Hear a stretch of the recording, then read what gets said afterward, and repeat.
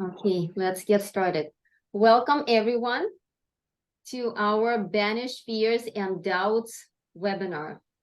We are happy to be with you today, as always. And today we have a special guest, Jana German. She is a longtime friend, but most importantly, she is a transformation coach. And we have seen her in work. We know what she is capable of producing.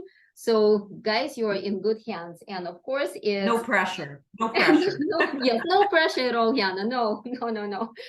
So, and of course, it's Karim and Irina Ra. Karim is also known as Dr. Nature. He is a certified Ayurvedic practitioner, and I'm a healing cooking instructor and yoga and body brain teacher as well.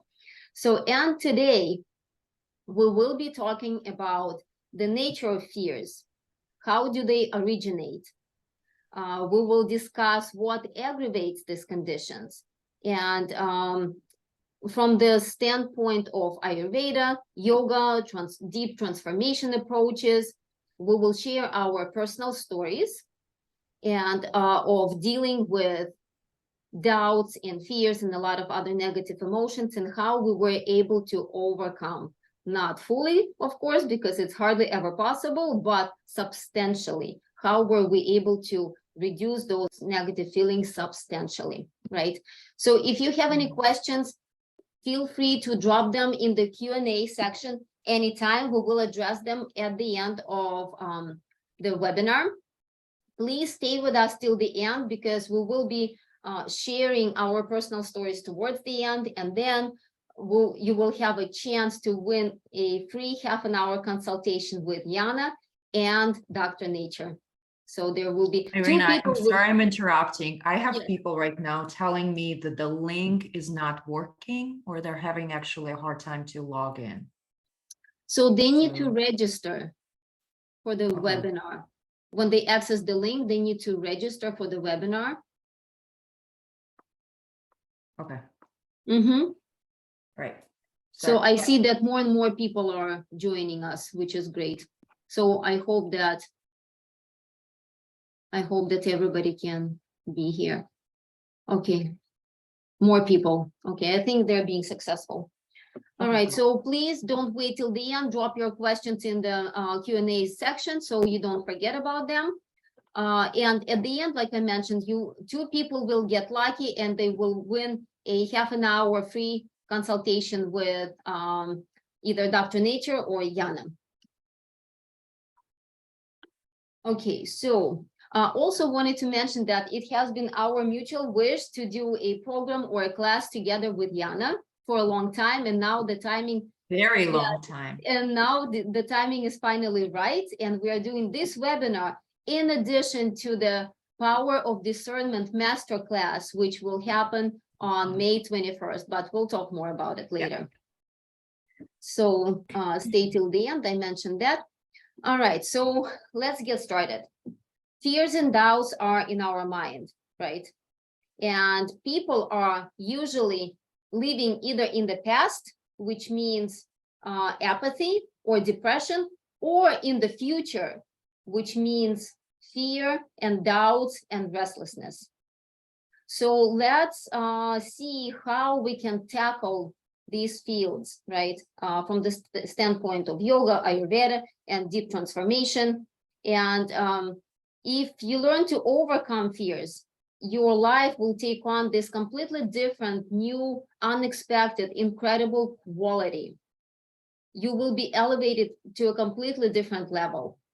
As I mentioned before, completely eliminating fear and doubts and negative feelings and emotions from your mind is not completely possible unless you're a very advanced yogi. But we will start scratching the surface of this topic today, which is great. So, Dr. Nature, would you like to get started and tell us what vibrational Ayurveda, the most ancient system of medicine and life here on planet, has to say about this? Oh, well, thank you. I didn't actually expect to go first, but it's kind of. I was first, you're second. Well, yes, I kind of tried to let ladies go first, but I mean, I guess this is not particularly the case. So thank you very much. I'll definitely be very happy to share the knowledge and my experience too.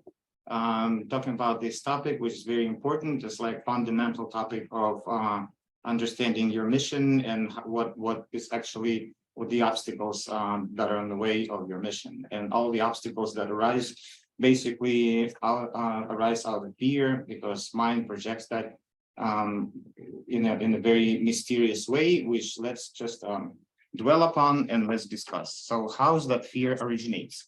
Where's the foundation? Where's the roots?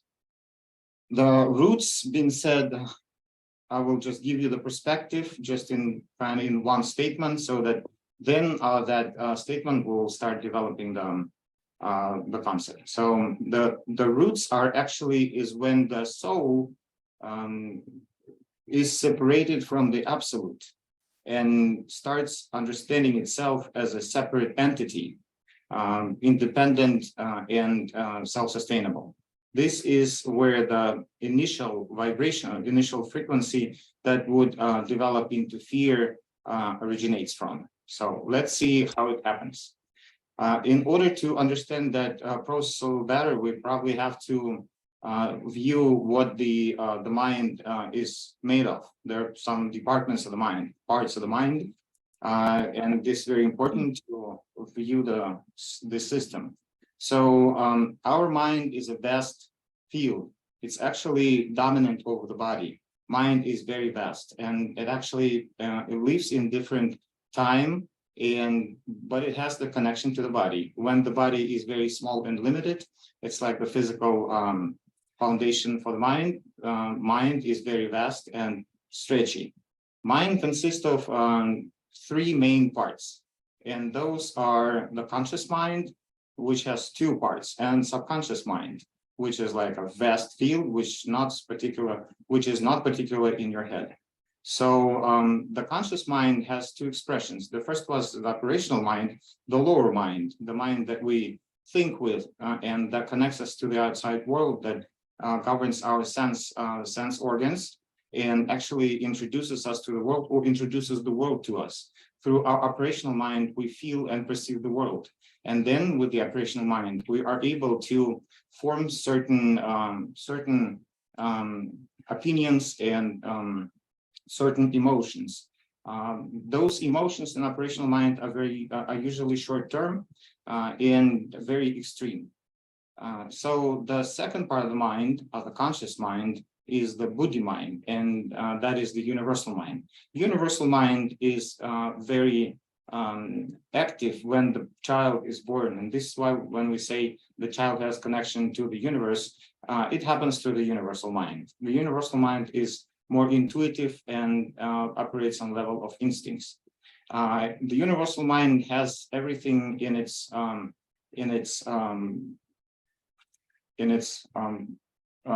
chest with gifts, right? It has the mission, it has basically any purpose for that individual in life in many aspects, the tasks that the person needs to fulfill in relation to the family, to work, to the planet, to the society. So all those purposes and missions are hidden in the universal mind. But what happens is that when we're born and the mental development begins, how will you mental development? It is the development of operational mind that needs to yet perceive the world and adjust and understand where it is, where the individual appeared to be or was born, and how he needs to communicate with this world. So this is when the mental development occurs, and we understand that is the development of the operational mind. Yet it so happened that the universal mind within this process gets in a dormant state. It starts hibernating, and it falls asleep very fast. And then the operational mind, once it's being established, starts thinking and perceiving itself as the king of the house. This is where it thinks that this is everything that it's so far achieved is the greatest of all, and that it's capable of analyzing and making the conscious decisions. based on some universal principles, but this is just an illusion of the operational mind, yet the universal mind is dormant. And this is where the ego begins to affect the operational mind, because ego, which is called ahamkara in Sanskrit, is the reason for the mind to even exist, because it has the root of the samskara, but we'll talk about later. So it's like kind of complicated system, but you will understand it once we open this up. So ego conditions the operational mind and makes operational mind work for it achieving its desires, conditioned desires, and distorted perception. So what happens is that while the operational mind is being developed, it solely uses its own experience or things that were taught to it by others. And this is the way that operational mind then forms certain principles. And then those principles, they fall into the subconscious realm in the form of the static electrical currents, because the mind is electricity, basically. And the subconscious mind, this is where it's located. Conscious mind is located within the entire body. It's not anywhere, far away. When we talk about subconsciousness, people just don't think it's like anywhere near them. But in fact, subconscious mind is the projection of our body. It's like another body within our body, which is basing in the muscle tissue and the blood.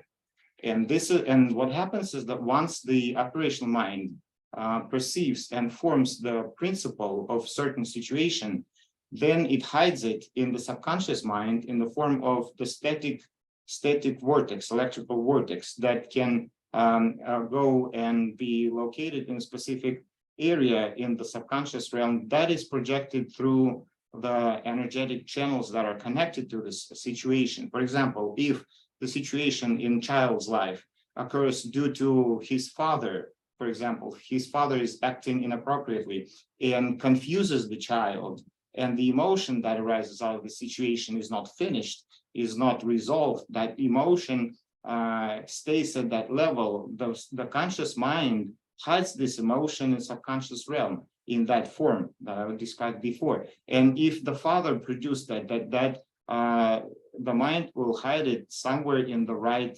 side of the body, particularly maybe in the right shoulder, or in the right hip, somewhere there that is connected to the father. The mind knows best. I guess this is how it defines where the situation has to be stored in the subconscious realm. So what happens is that that vortex disables the mental field within the body, and the flow of energy through the mental field through the body. It blocks certain energy channels and creates the lumps within, like on a physical level. We can see the lumps in the muscle tissues. Many people have lumping, and masseuses, they don't know what to do with these lumps. They call them trigger points. They try to massage them out, but what happens is that they may actually produce some bad effects with that. So it's not actually the salt deposits, which actually can lead them too, but at the basic level, this is the mind that weakens the tissue, and the mind has that vortex inside, which is the unresolved emotion, which then produces this type of lumping. So this is important, guys. See the connection between the mind and the body. Yes. So we will mention it a few more times throughout the webinar. So psychosomatics, right? The mind realm produces a bad or negative effect on the body. And this is just the initial connection. So there's another connection, which is also very significant, but this is initial, and this is very deep-rooted. So if the confusion of the mind happens at the early stage and then creeps into the subconscious realm and starts nesting there and starts attracting similar emotions and similar situations, it develops and becomes bigger and hotter and more expressed. At the same time, it works like a little battery that actually scans the outside world for the similar situations and then connects to the operational mind in the similar situation and produces that fear of failure or that unresolved emotion. We'll talk about how it's particularly happens. So when the child witnessing a situation which brings some confused emotion, and that confused emotion, again, probably it better be to talk about the process. Let's think of the process. What is the process? Process is something that has to have three parts. The first part is the beginning, the second is the middle, and then there has to be the end of the process. Think of your projects. Projects are processes. When you begin the project, you're excited. When you are in the middle of a project, you may be overwhelmed a little, but you're still excited, but then you have these doubts and hesitations, maybe a little bit of anxiety while doing these projects. But by the time you're finishing, the emotion gets corrected and becomes more positive. And then when you see the result of what your project has done, then you acquire quite different set of emotions when the project is finished, right? So if the process is finished, then this is a different set of emotions, and these emotions are not creating anything unresolved, and they do not end up in the subconscious realm forming the samskaras or these vortexes. Okay, so this is very important to finish our processes. When nowadays people just don't finish our projects, or they accumulate a lot of projects, and then they are always in a state of anxiety about unfinished projects. And this is like very well explained. Once you finish the projects, mentally you're finishing that emotion too, and it resolves into the positivity, and this is how it's released, and we're happy and we're not suffering any fear.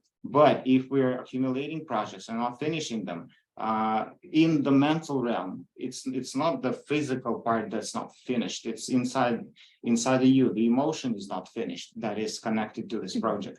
And then if it's not finished, it's like, you know, it would become like an artist that has unfinished paintings that he doesn't want to show, that he's hiding in the closets and being very anxious about finishing them all the time.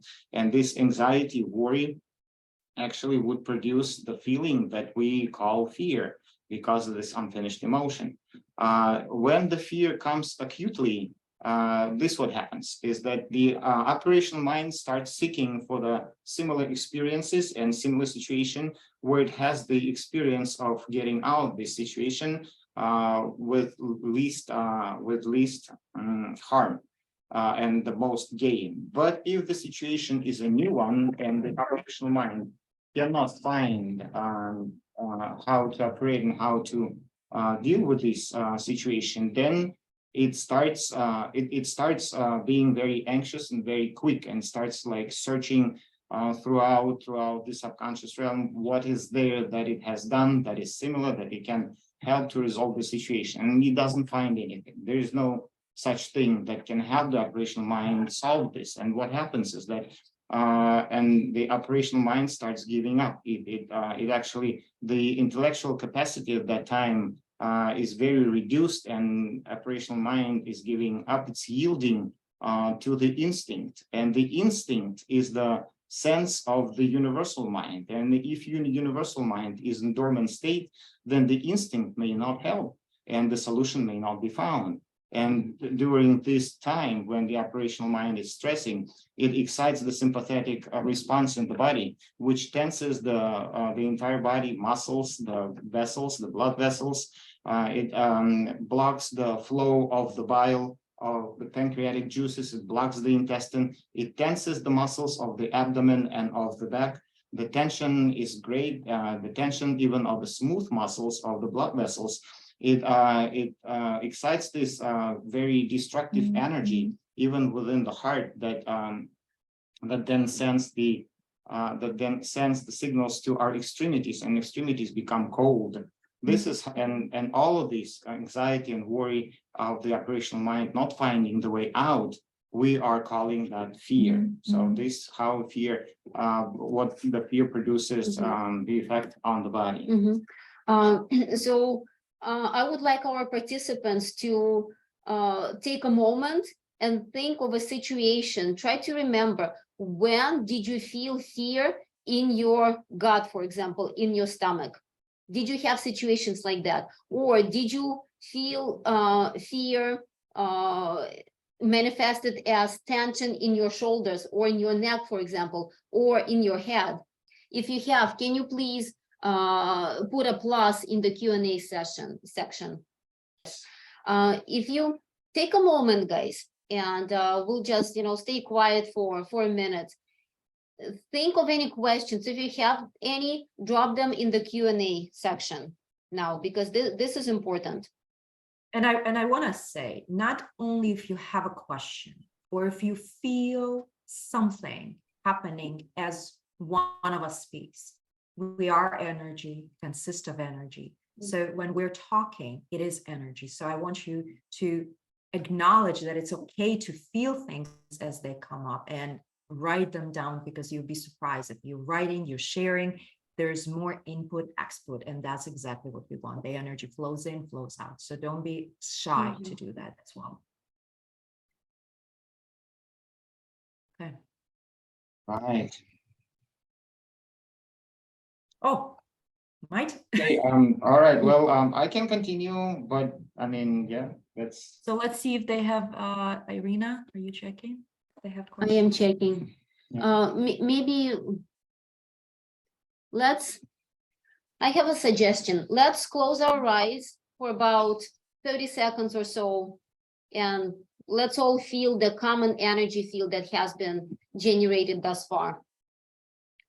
And let whatever we have heard, let it sink in.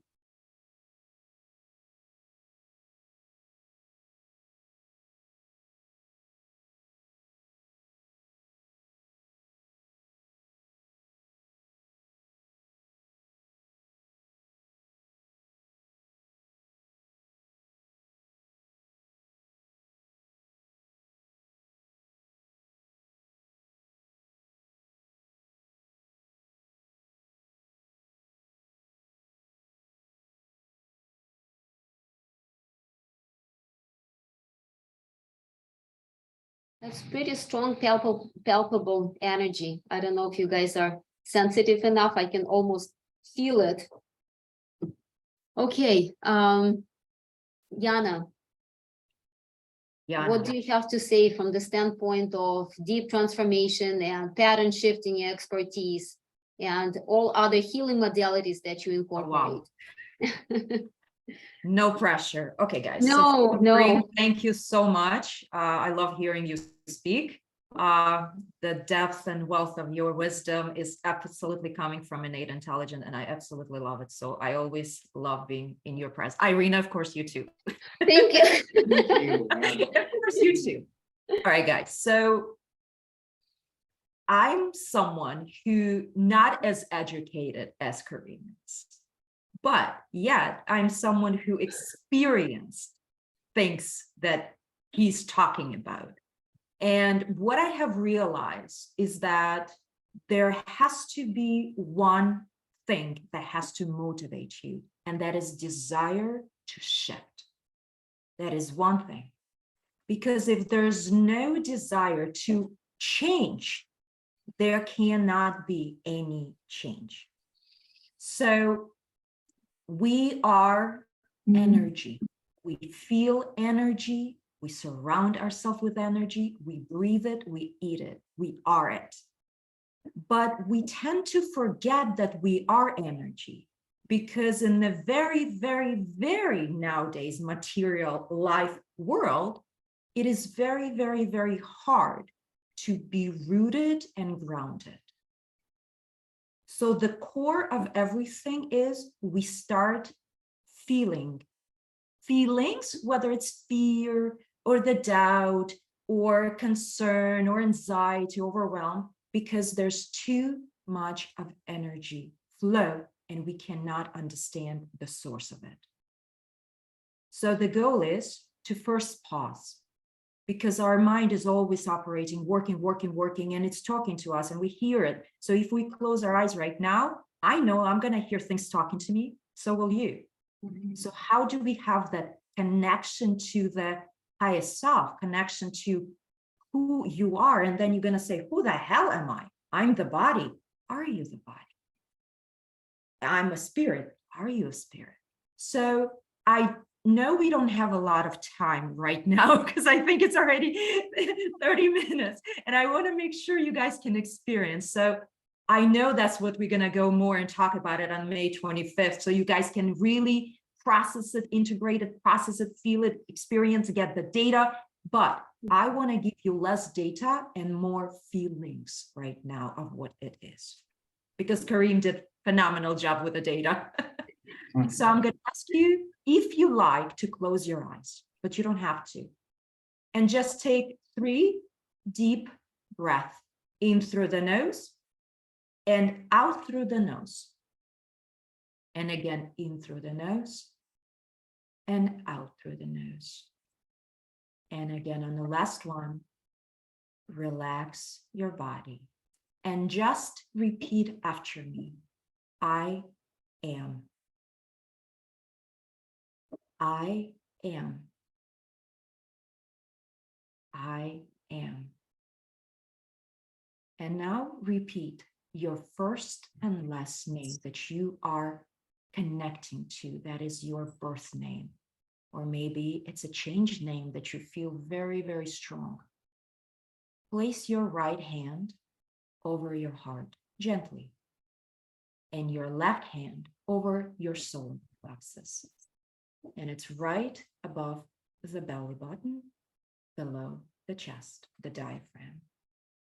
And repeat, I am, and your full name, alternating. I am, and the full name. And notice what you feel. How's your heart rate? Is it accelerating or the opposite? Do you feel more anxious or less? Do you feel cold, warm? However you feel, don't judge it. It's your feelings. It's energy within you. There is no right. There is no wrong. It is what it is. The core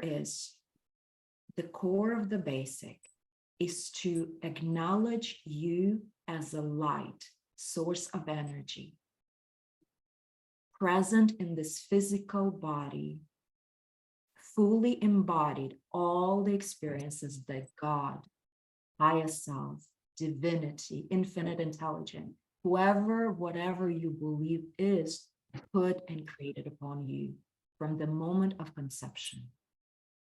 When we acknowledge that little tiny part that we are infinite, we are omnipresent, we are limitless, that's when the miracles of the transformation begins. 99% of people, when tested for self-love, they test negative. 99% of people. So I'm not going to force the love within you. I'm simply going to hold the container for you at this moment, because the power of the intention is strong. So at this time and in place, I command for everyone at the webinar and those who are in recording and will listen, be fully present, aligned and connected to their highest and best way, all eternity and time and place, now and forever, so be it. Take 3 deep breaths, and if you want, open your eyes. Thank you.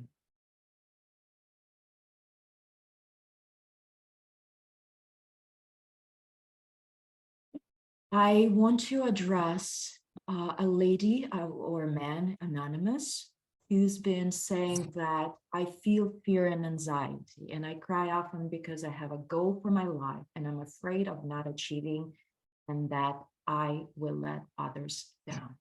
So as much as I would love to dissect and go, and Kareem, you can also kind of help me here. So the base of the fear, it's because we think we don't have enough time. We are afraid, and what it means, we are in the future, or the past. So right away, we are not present. your body is not connected. Your mind is not connected. You are in the racing flight or fear of flight. Like you got to get, I have to experience this. So right away, where does it stems from? Yes, it stems from your, and I'm not going into the past lives. We're talking about this life, and I like to be in this life because this is the life that I know. But we're going into the childhood. But oftentimes it's even before as you were conceived. So if your mom was going through a divorce, very painful divorce, or your mom lost a mom or a dad while she was pregnant with you, the feelings, because emotions, it's energy in motion. It needs to move always, always. And if it doesn't move, it becomes stagnant. And stagnation, as doctor knows, what can it lead to? All kinds of illnesses and disorder and more stagnation. So if your mom experienced any pain, any sadness, and it doesn't have to be great deal of pain, it can be just feeling of sad, you will experience that. So then a lot of times people say, so do I bound by what happened to my parents? Is it all hereditary? Some of it, yes, but a lot of times, no.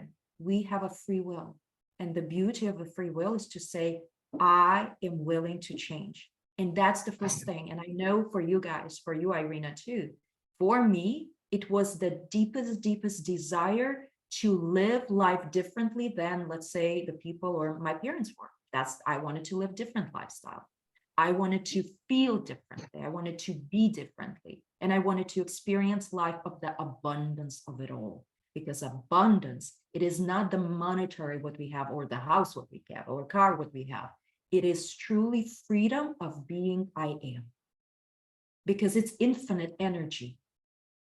And so when you trust, you don't even need to trust yourself, because that is very hard to trust yourself if you don't feel the love. Because when we have the fear or doubt, it is very difficult to say, I love myself. No matter how many times you're going to say it, you will not believe it. You will not believe it because you are not going to connect to it. So the deep fear is rooted within you on all types of energy levels. And I know on the 21st, we're going to be doing, and again, I don't know, I don't want to go too deep right now because I don't know how much time we have. And so I don't want to stop in a halfway, but I know we are going to, you guys go, and I will experience transmuting the energy, because we are in duality. We are in the polarity of your universe. We have the light and the dark. I do not like saying good or bad, because all is good. All is good. And all is for us. Question is, what is our perception like? And how do we see ourselves in it? Because you create the world based on what your perception is. You can have a rainbow in front of you, but as if within you, you remember the sorrow, the guilt, the injustice, the pain, you will live it and breathe it, and you will pass it on to the generation. Why? Because it's all that you vibrate as. So I know all of us here as a panelist and people who really truly here want to make a difference, because we've experienced what it feels like to be liberated. And I know, and I'm speaking for myself, and I know you guys can speak about your own experience. So it is very important to start with one thing first: desire for something else. That's it. You don't need to understand it all. It doesn't have to make sense to you. You just need to have that desire in your heart that something is else for me. And that's where it starts with. And I don't know if anybody have a question. Okay, because people are, if the fear stems from the childhood, afraid of acting and ability of being judged, it doesn't leave. How does one dodge the vortex? We adopt other ways to accommodate it. Okay, so I think Kareem, he's asking you about the vortex. Okay, so let me read the question. Yes. If the fear stems from childhood, afraid of acting and debilitation of being judged, it doesn't leave. How does one dodge the vortex? We adopt to others as a way to accommodate, perpetuating the fear or familiarity. So you want to answer, or you want me?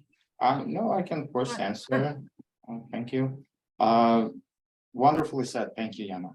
Mhm. Nice. Thank you. So, yes, everything that is confused and generally perceived as a wrong doing or wrong being is the result of our frontal operational mind. It's all about that portion of the mind that is vitiated because it never experiences rest. It actually assumes the role that it should not play.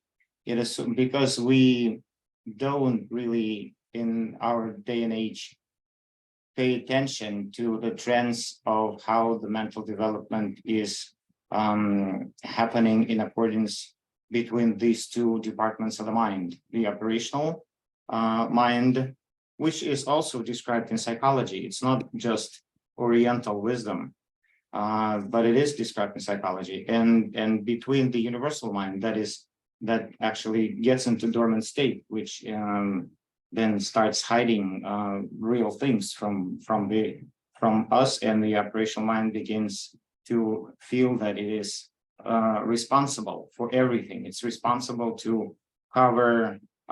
It's like the child, for example, that grows and observes his parents becoming older, and he feels the need to take care of them, and then starts doing it a little bit too much, a little bit too inflicting care on parents that they don't even ask for, and then wondering why they don't accept the care. This is the confusion, and this confusion of the operational mind is such that it would actually get into everything and everywhere it possibly can, and try to fix and handle things right there in the moment, without seeing the big perspective, without connecting to the unity. Again, understanding self as a separate unit that things depend on, and try to satisfy everything that comes its way without knowing what the particular mission is. So what happens is that, for example, if this fear arises, that means that it's been in the previous experiences. Well, we know that that's already formed the specific pattern. It's in the subconscious mind. The way for us to start reversing this, it's not a work of a day.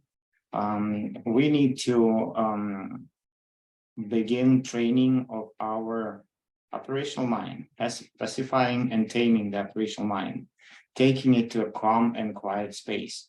Just like think of a parent taking care of a agitated child, who is scared, who is panting, who is hyperactive. What will we do? We will take them to a separate room, quiet room, with some pleasant emotions, with a good conversation and pacification type of schedule. So we need to work with our operational mind just the same way. First, we need to eradicate the continuous cause of this confusion and distortion, mental distortion that is created by this operational mind.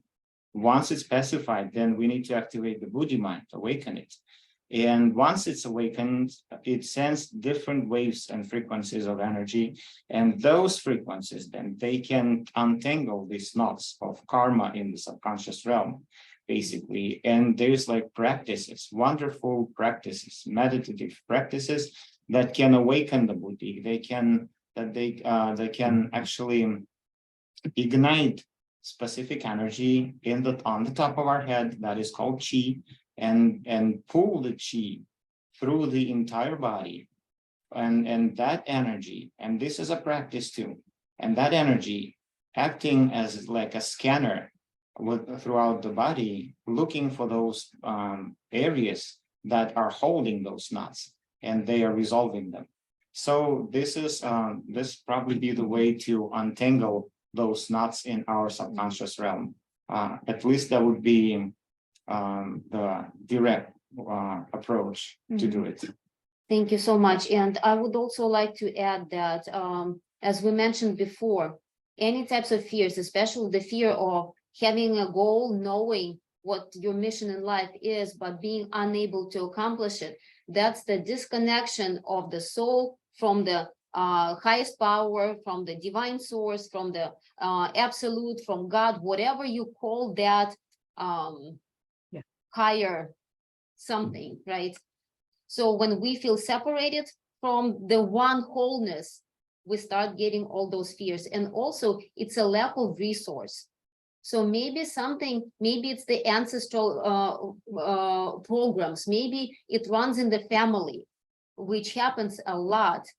And we just did a retreat in February where we allowed a group of people to experience what it's like to have ancestral support. And it's always there, although we may not know it, we may not feel it, but it's always there. And once we know it's there and we allow ourselves to accept it, everything changes. So when we are overwhelmed, when we are playing not our own roles in the family system, right? For example, we become a partner to father, a partner to mother, or so roles are completely always tangled up. So we feel overwhelmed, and the lack of resource does not allow us to accomplish what we need to accomplish. So, but we will tackle more of all these things at our Power of Discernment Masterclass on May 21st, guys. Yeah, and Irina, I just So, want to, yes, there's someone saying here, my spouse passed away, I feel sad. Is there a way to feel differently? Thank you. So first of all, our condolences. Second of all, I think it's important to love our emotions as they come up. That is very, very important, because what happens, because they are part of us and they're getting us exactly where we need for our awakening, enlightenment, whatever you want to call it. So I want to tell you that you feel sad, it's okay. You should feel sad. Sadness, it's a beautiful feeling. So cry. Don't hold, don't suppress, don't guilt or shame yourself how you feel. You are in physical body. There's energy, there's emotions. I encourage you even to cry even more. Get outside, hug a tree and cry. Play a song that you and your spouse play and listen and let the tears, you're not going to be buried in the tears. What you're doing, you're actually freeing your energy, your space for more love. So give love, feel love as you do this. Feel him, see him, imagine him. And there's actually a hug. I learned it not too long ago, and I said, this is it. I don't need anyone hugging me. I'm going to hug myself. So this is truly how people hug. Yeah. Well, there's actually a way to hug it. So I got to remove my glasses. So you hold yourself. Got to prepare. It's a serious thing. No. So you just hold yourself as you normally do. But normally what we do, our head is not connected to the body, to the arms. So what we're going to do, you're going to tilt your head inside your embrace. So I'm going to speak off so you guys can hear me. You're going to just, because I'm trying to talk and do this at the same. So you're going to tilt, even if you want to, you can dig your head, face all the way inside and close your eyes. And what you're going to do and notice, then after like 2 to 3 seconds, it will feel as if someone else is actually hugging you, not you. It actually feels like the divine mother is hugging Right? you. Because you start Mother Earth feeling... is hugging you. Yes. Yeah. So yeah, this is the basic need. Yeah. Yes. So don't, to the person who's anonymous and going through this, I want to really, really encourage you not to doubt what you feel, because if you feel it, it's there. So it means it's there for you to feel it. So opposite, embrace it. Don't guilt it. I mean, it's one thing, like right now, we can't really learn how to transmute the feeling so you can feel a shift, because this is something that you guys, if you are coming to the 21st, you will experience that. If you're sad, how to move it, not to feel happy, but just to be content as you are. So embrace it, love it, and say every time you feel a feeling, say thank you for your feelings to be there. Thank you. I acknowledge you and I love you. Thank you. Always say thank you. You will be surprised how beautifully your body going to respond. And I know doctor can talk more about the food and all the other stuff that he can definitely share, what we eat, how we feel. So I don't know if we have time. Do we still have time a little bit? We I have think- a little bit of time, yes, and thank you so much for sticking with us, guys.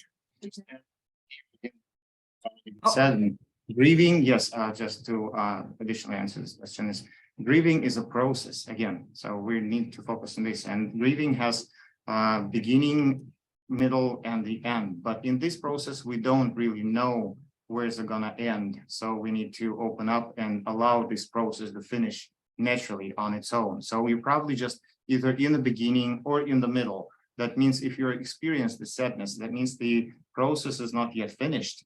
And in order to not to create a confusion out of this process, we need to let this process finish. So open up, embrace it, allow it to naturally finish. Go with the flow. If you feel crying, do, just like Yana just taught us. Wonderful, wonderful ways of dealing with this. But yes, naturally allow it to finish.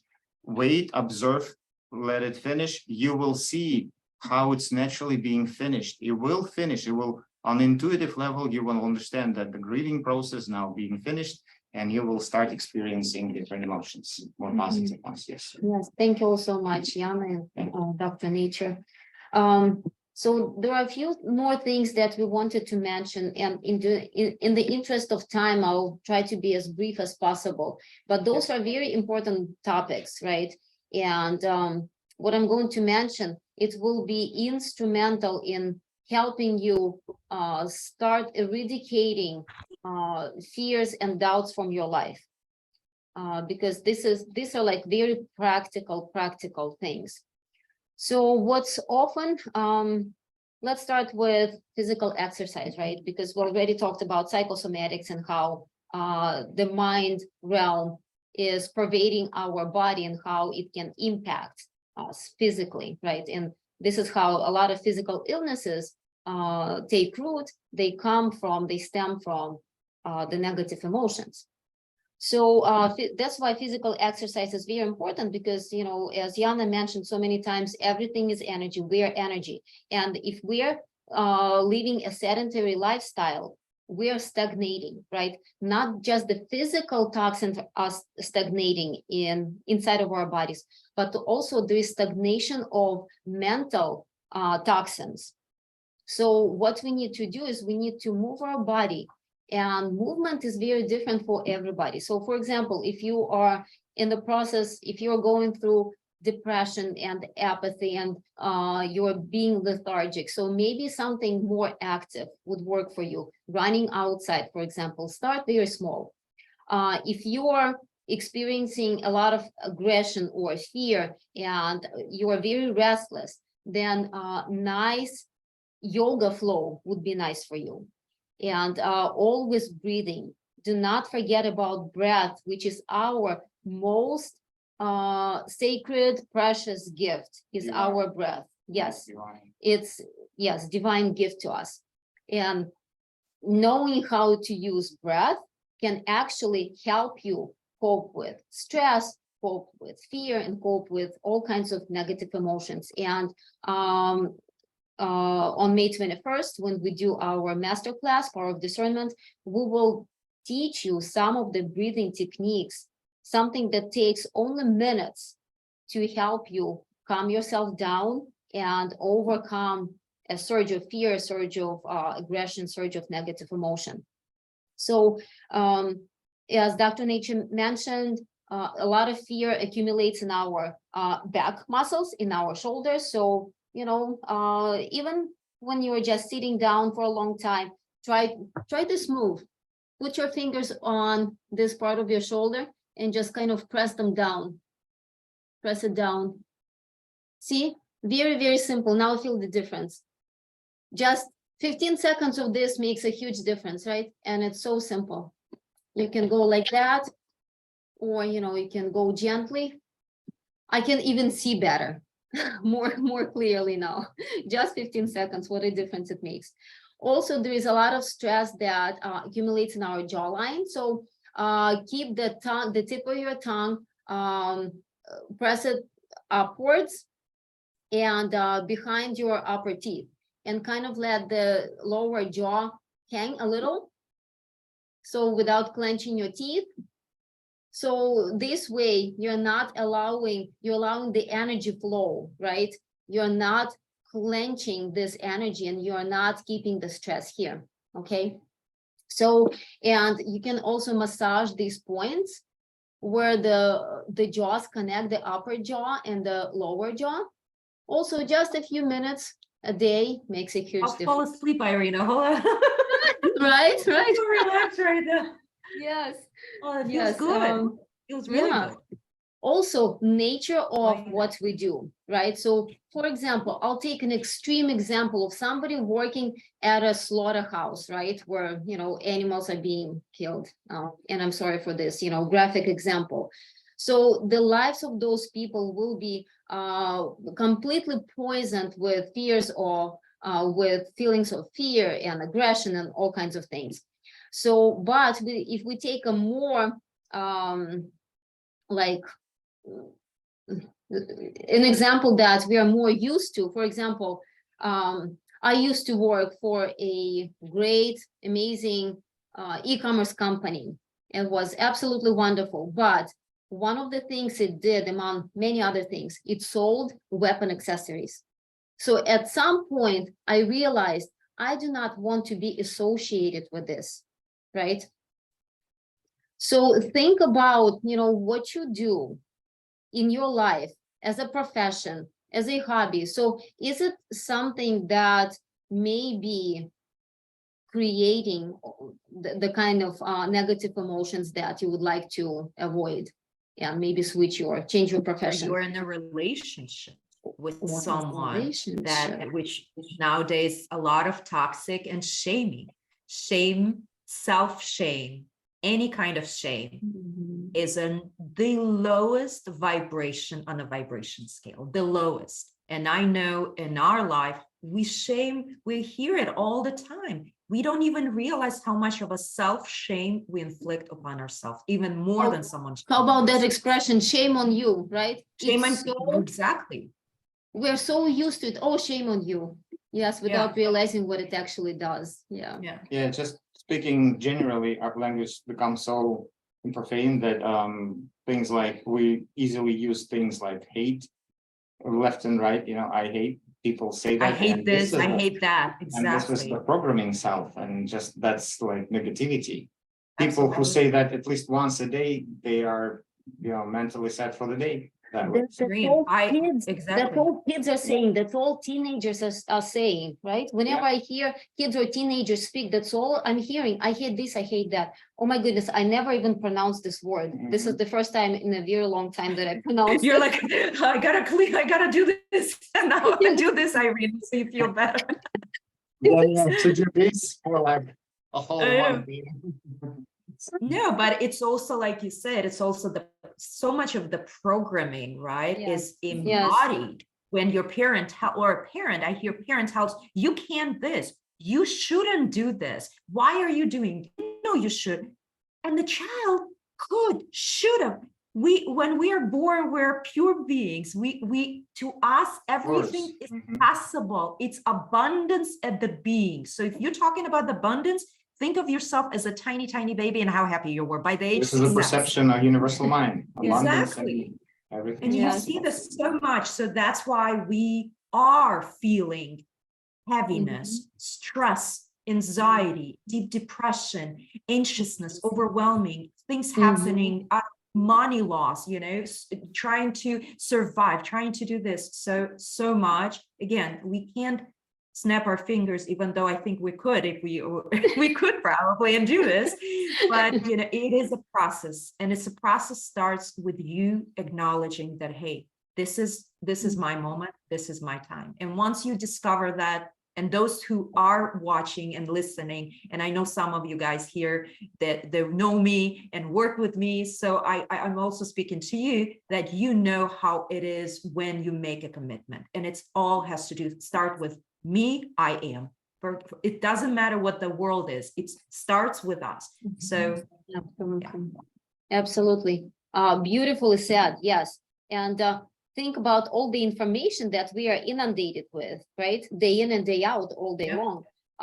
Thankfully, we don't watch TV. We don't listen to the news. We don't read the news for the most part. The news still reaches us, but at least we are not in it all the time. But imagine all the restlessness it creates in the mind, right? Okay, so and one last thing that I wanted to mention, it's often overlooked, but we cannot not speak about it today because of who we are, what we do, you know, how we help people heal. So it's the principle of do not harm, or Ahimsa in Sanskrit, right? In yoga, in Ayurveda, in the most ancient art and science of life, there is this principle of Ahimsa. So it's not just do not kill as an act, but it's also not cause any harm to any living being. And as you start to practice this principle, you will see how the feelings, the emotions of fear and how doubt, they start leaving your mind basically, and your body, and your whole existence will be changed. So this is not just some theory. This has existed as a practical way of living for time immemorial, right? Ever since the humankind started to exist here on the planet. And it will continue to exist for as long as people are here as a species. So, and what is harm?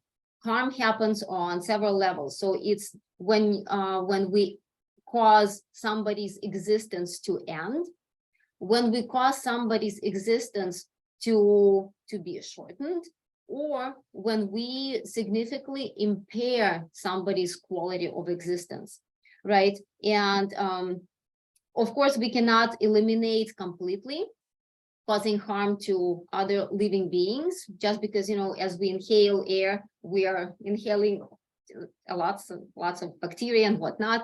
But the idea is to minimize the harm that we cause to others as much as possible. So, and this is done on the scale of consciousness present in the different living beings. So, for example, people, right? First of all, people, then animals such as cows, highly conscious animals, cows, pigs, and then lambs. So in some cultures, it is even acceptable to eat dogs and cats and horses. So something that in our culture would be deemed unacceptable. There are cultures, highly civilized cultures that do that. So to some cultures, eating any kinds of animals would be unacceptable. So again, we need to balance, right? It's not only about our taste preferences. It's not even about what consuming animal foods does to us physically, what kinds of physical problems, illnesses it causes, but it's also about what it does for our mind, because when we consume animal products, and then after highly conscious animals, there is poultry, fish, and then seafood, and then insects. So when we consume animal foods, we are basically causing harm, and that food comes with energies of fear and aggression and doom and suffering, because this is what animals feel when they are losing their lives. So just wanted to mention that. And that attributes to fear. that definitely attributes to feelings, having feelings of fear and anxiety and depression. So now let's see if we have any more questions, and then we will share our personal stories. Okay, no, we're all good. Who would like to go first with their personal story? Yana? Okay, ask me, and I already forgot. A lot of personal story. Which Yes. one you want to hear? How did you overcome some of the biggest fears or doubts in your life? You mentioned grieving, you mentioned losing loved Yeah. ones. Yeah. Right. So again, some of us are not born into the picture perfect family. Some of us are here for a certain lesson so that we can feel and experience and share with those who need it, right? So we choose the family we are born to, right? So I've experienced definitely a very interesting childhood that had a lot of, I was sick a lot. I had a lot of anxiety, a lot of anxiety. And I had a lot of fear, just fear of everything, fear of being good. That was my biggest fear of being successful, which I thought, oh, it's impossible. But actually we start doubting ourselves. And then as my life kind of took a place and I realized, okay, the more fear I have, the more I actually accumulate and the more fear I'm producing. So it's kind of never ending cycle. It was just like going and going and going until I said, stop. I am choosing not to be a victim. And that was a very big thing for me, to actually consciously say, I am choosing that the life is not happening to me. The life is happening for me, which was the biggest change that shifted all, because then the door started opening up and the insight and the wisdom and the working with various modalities and learning. And I'm always testing it upon myself. If it works for me, then I know, then I believe it, because I want to understand how things are.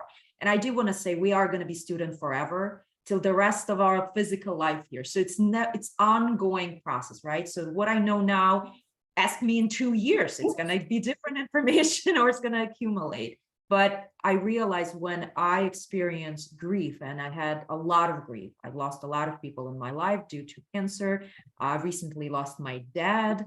And the relationship with, I didn't have a father relationship. So for me, losing a father and kind of learning to forgive, which was huge for me.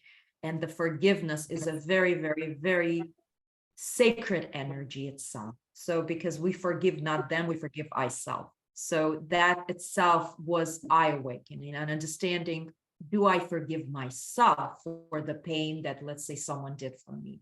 And learning and how it feels in my body, learning how much pain I accumulate, how much sadness and grief and not enough and unworthy and inadequate and validated. And the list actually goes on and on and on and on. But it all stems from, am I worthy? Am I good enough? Do I love myself? So to me, that was the biggest overcoming, where I realized that's it. I am taking control and I'm going to become a creator of me. What I believe, what I feel, how I feel it, and then the universe open up through various modalities so I can heal it, because you have to heal the part that is communicating to you, and because the unhealed part will be with you for unhealed. It cannot just disappear on its own, and you know, guys, cannot. You need to show up for it. You need to give the space for it. You need to hold the container for the parts. So I will say that I had to work through the inner child and the shadows and all the good stuff that you experience, because that's all big part of who we are. But at the end of the day, it was more about embodying me through the process, and still I am so. So it doesn't stop. Every day I wake up and I choose, and that's very important. I choose to do things that I know is for me. So is this convenient for me on Sunday? Probably it's not very convenient for you guys. We all have family to do, but we choose it because I know that when we were creating this and communicating, I believe that we said, let's do it. What's for the highest good of us? Do you remember that? We Yes. didn't even, oh, let's do this because it's good. No. So that's my principle. I will not do things that is not for my highest good. No matter how good it is, no matter how much money I can get, I will walk away because I follow the path of highest self.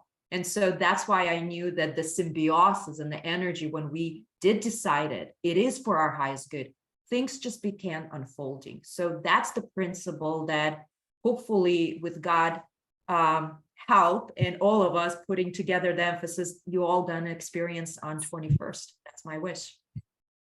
Thank you. Thank you. Thank you. Yeah. Wonderful. Would you like to be Would next? you Or like me? Sure, sure. Okay. So, yes, let me share my experience. So it's one of my favorite stories to tell because it was the beginning of a new life, of a new awakened me, I guess, beginning of my conscious being. So so many of you guys know we have 2 kids now, 2 boys, right? So we had a lot of several pregnancy losses prior to our firstborn being born. And when he was finally born, he was such a godsend. So, and what he brought with himself was with his coming was a lot of healing in disguise. And I'll tell you why. Because I developed very bad postpartum depression. I could not believe it was happening to me. I felt like I constantly wanted to run away from myself.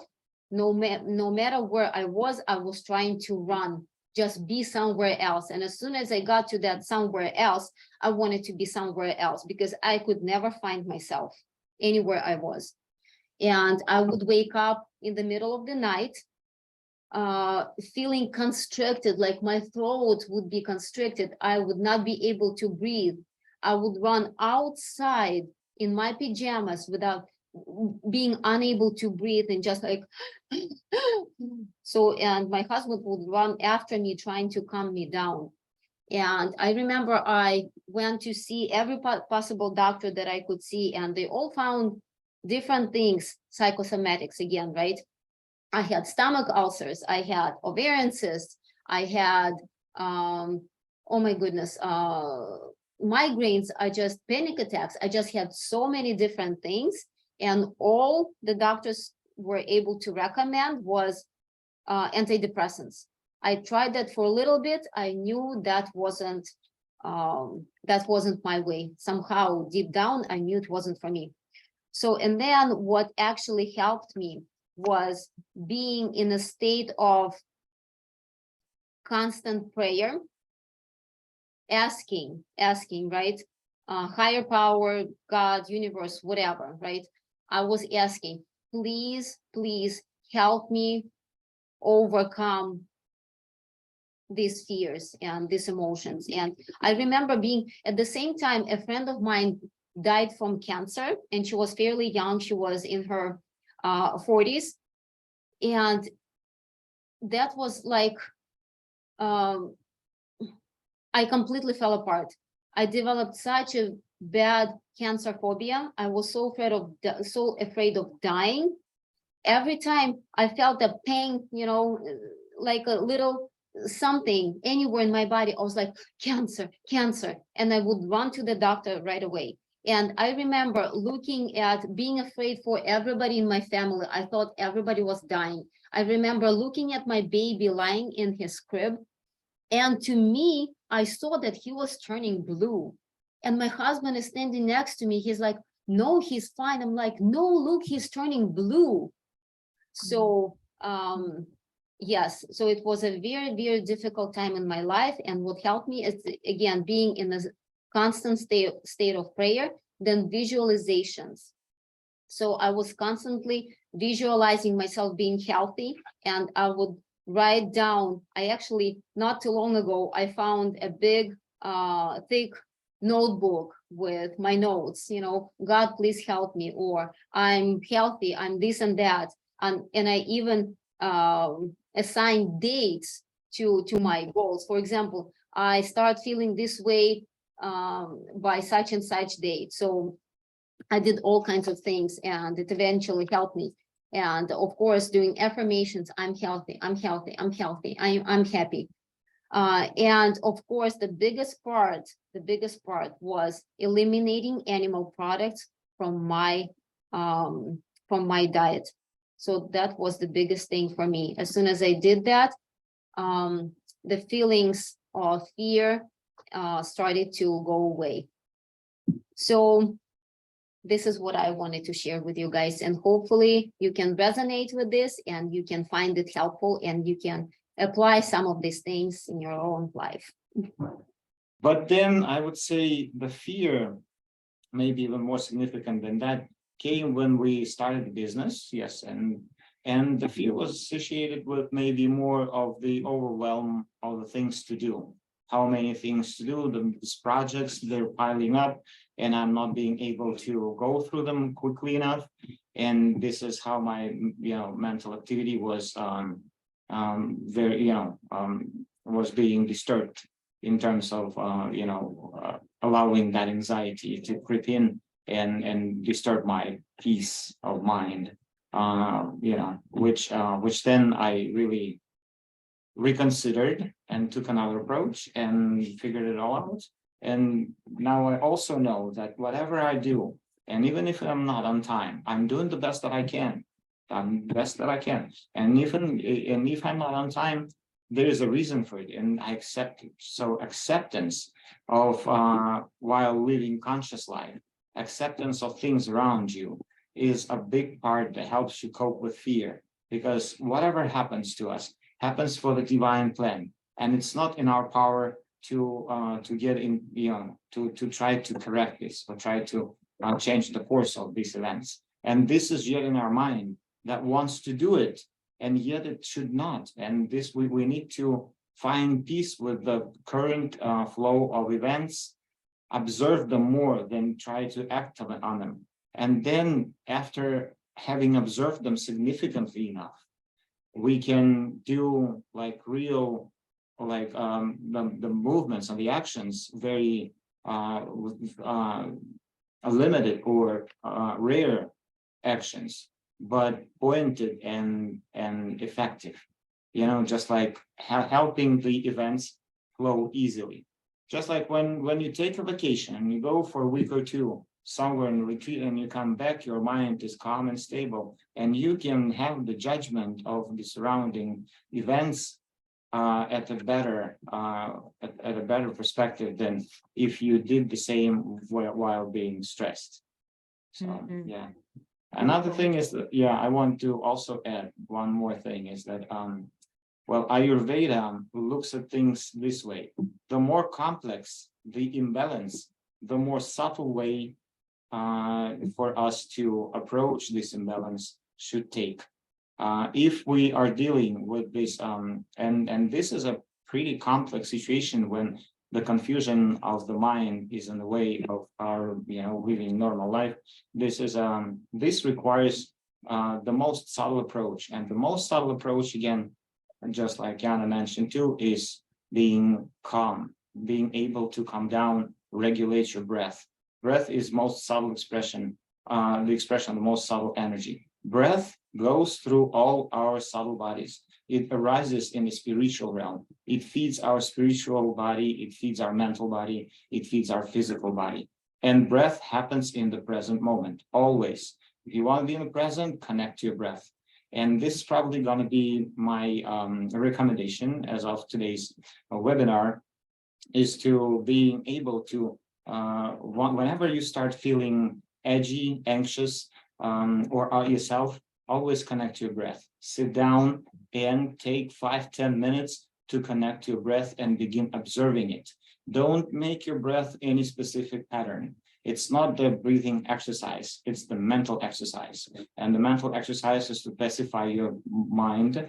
And this is how you do it. You just sit down, focus your attention, because the attention is the pinpoint of our mind. Where attention goes, the mind travels. We pull the attention in the point under the nostrils and between the upper lip, right there between the nostrils. This is the switch point of two energies of the meridian, the female male meridian that goes transversely. So this is the switch point, and we pull the tongue up to the upper teeth. And here tongue also helps, because through the tongue conduction happens, but it's not about that. It's about your attention being at that point and observing your breath naturally, calm, even breath, just as it happens. Breathing in, breathing out, observing, connecting to breath. And if your mind starts traveling away, which it will do, without judgment, you let it finish this little thought, and at the first opportune moment, gently bring it back to the focal point and continue this breath. That will give you the immediate relaxation and can help you cope with this situation. So, yeah. Yes, thank you so much. Practice it, guys. Yes. Thank you. Let's see if we have any questions. Thank you. Great information. Thank you so much. Happy to share. Two more things that I wanted to mention, and then we will be wrapping up with a few more questions that we already had before, and a chance to win a free half-hour consultation with Yana and Dr. Nature. Okay, so fear also lives in your stomach. So it's important to, if you experience a lot of fear, a lot of agitation, it's important to stop eating spicy foods. And fear also lives in the kidneys. So apply warmth to your kidneys. So, and we will talk more actually about all these things at our Power of Discernment Masterclass that will be happening on Sunday, May 21st. It's a 5-hour deep dive into fears, doubts, the nature of all those emotions. And also we will talk about how we can make decisions in our lives, right? How not to be affected by others, how to be in touch with the source, and a lot of other different things that we scratch the surface of today. We will be taking a deep dive on Sunday, May 21st. And it will be the three of us who will be helping you on your self-discovery and healing journey. And it will be happening at the beautiful Taurus Therapy facility in Batavia, Illinois. So we hope that you can join us. Here's the link to the Facebook event where you can read more information, and let us know if you would like to be part of that incredible experience. And I just want to add that Sure. at the end of the lack of, like, I mean, we hear knowledge as power, right? But lack of knowledge is lack of power. So I invite you not just to think whether it's good for you or not, but actually ask yourself, is this for my highest self? Because with your analytical and logical mind, it might give you a false answer. So really tune into yourself and ask yourself, is this for my highest good? That's it. And just trust for it to show up, because at the end of the day, you will experience hands-on. You'll experience your feelings, your emotions, and you will be able to transmute them and move them in a way that you are designed and capable. Beautiful, beautifully said. Wonderful. And moreover, we will be providing wonderful, organic, freshly squeezed I'm excited about cold that. pressed juice in the morning, Yeah. and then healthy, That's organic, awesome. vegan, plant-based, no animal food lunch. Yeah, that's So awesome. yes, All right. looking forward to Good lunch. continuing this journey with you guys. Yes, and so let's see. We already answered a lot of these questions, but this one I definitely wanted to tackle. Yana, maybe you can take this on first. Every time I decide to start on my self-healing journey, something comes up and stops me from it. And I keep postponing making the changes. Am I causing this? That's a great question. It's a really, really good question. So first of all, again, if you're asking yourself, am I causing it? You probably are. You know the answer. So if the question comes up, the answer is already within the question. That's number one. Number two, when you postpone, again, link to the doubt, link to the fear, link to, am I worthy? That's it. That's the underbind. So the question to you, you need to ask yourself, whatever you're doing, ask yourself, is this for your highest good? Is it truly what you're passionate about? Or it's a false reality or fake reality, or this is something you're forcing yourself to do. Because a lot of times people convincing themselves they want to do it, they have to do something where they really don't feel any connection to it. And that is number one thing. You must be connected to it. It must vibrate with you. It doesn't need to make any sense logical to you. It has to vibrate to you. So if it doesn't vibrate to you, ask yourself, what am I feeling? And you know what? I always have notebook. I always tons of notes, because to me, this is the self-discovery. It starts with you. So no matter how many masters you work with, or the teachers, or the modalities that you learn, at the end of the day, it is between you and you. So take ownership, sit down, breathe, and then ask yourself, what am I really doing? And how am I showing up in my life? What areas do I feel I'm limitless? So you really want to dive in and asking yourself those questions, because a lot of times the answer, before we get it from someone, starts with you.